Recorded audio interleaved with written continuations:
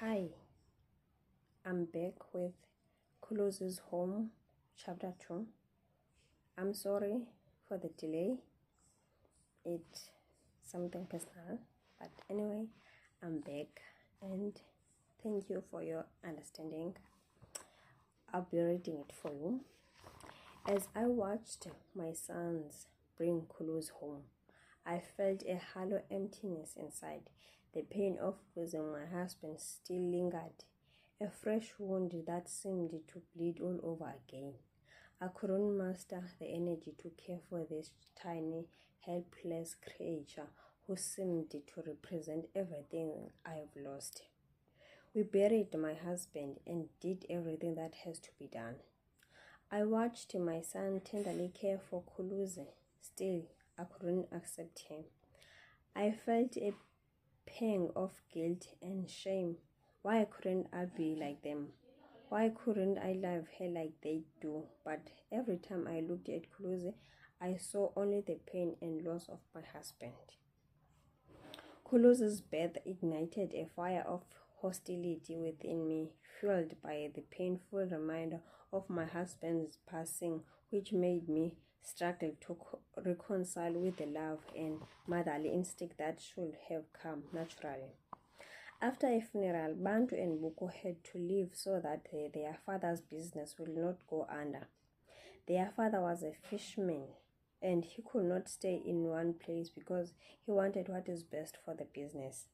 As my sons are they are different in many ways, and that makes me feel sorry for them because they have to leave their dreams behind and focus on their father's business, and that makes me hate Khuluzi more. After Bantu and Muko left, I felt a little emptiness inside of me because I'm used to be with them. As I am on the living room, watching TV, I can see that Luzuko and Lumko wants to talk to me, but they don't know how. Luzuko poured a cup of tea for me, and I can see that this is serious, but I will wait for them. Finally, Luzuko opened his mouth and said, "Mother, we've been thinking," and I looked into his face and asked, "Thinking about what, son?" Luzuko leaned forward. We are worried about Khuluzi, mother. She is still so young and needs your love and care, but to treat her like she doesn't exist." And I answered, "Thank you, son, for bringing that issue up. But to tell you the truth, I don't think I will ever accept her in this life." And Lumko said, "How can you distance yourself to your child like that, mother? What did Khuluzi do? Was it her fault that father passed away? Or you have never accepted her from the moment you found out that you are pregnant with her?"